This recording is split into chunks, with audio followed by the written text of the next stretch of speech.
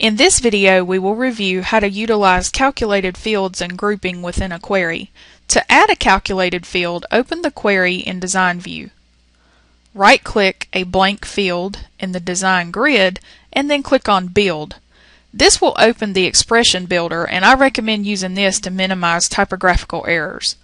You always want to start a calculated field with a label.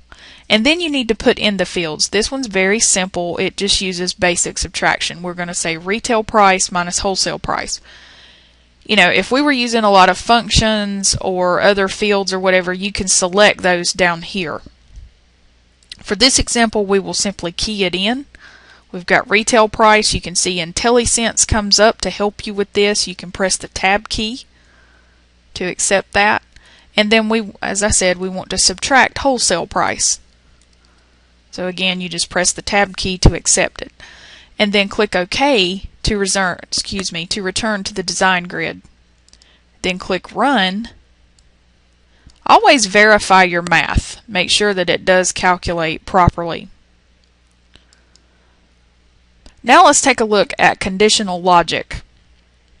The first example will be very simple. Let's say we want to know or maybe display album 1 or album 3. And we can put in 1 or 3 for the criteria, and then when we run it we only see albums 1 and 3. And then maybe we decide we want to add or 6.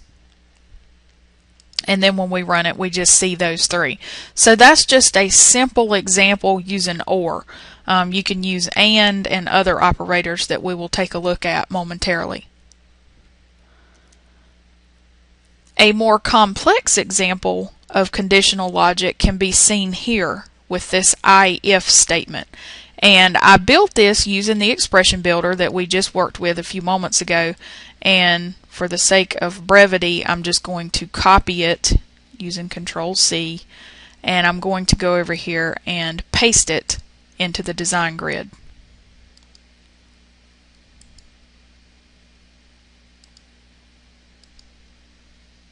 And what we've got with this one, we want it to take a look at the on-hand quantity field.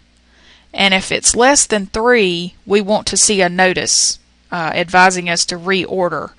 If it's not less than 3, then it can say that it's okay. So if we run this query,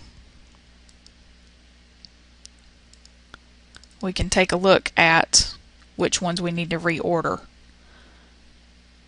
And you can see that we would need to reorder what? 2, 3, and 6. So again, that's another example of conditional logic. Now, let's go ahead and save the query. And let's take a look at grouping and summarizing data. You have to turn on the totals row for that. Usually the totals row is not visible. You can click on it in the Show Hide group to make it available. And for this particular example, I want to see total on-hand quantity per artist. So I need to delete some fields. We want artist and then on-hand quantity, and we can delete the rest of these. Now, I said I wanted to see total on-hand quantity, so I would need to choose sum. You can do any of these functions, but for this example we'll use sum. And then when I run it, it will let me know how many albums I have on hand per artist.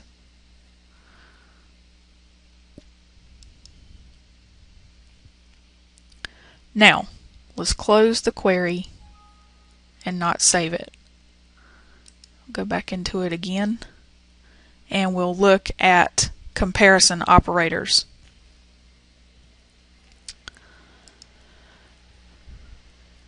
And for this example, I want to see albums that have a wholesale price less than 5. So if I run that, then you can see that I have 2 in inventory that have a wholesale price less than 5.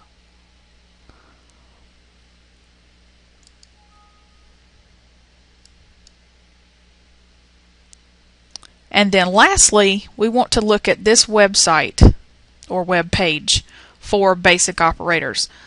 Obviously, we did not cover all of these in this video, so I recommend that you pull up this web page and review all of the operators.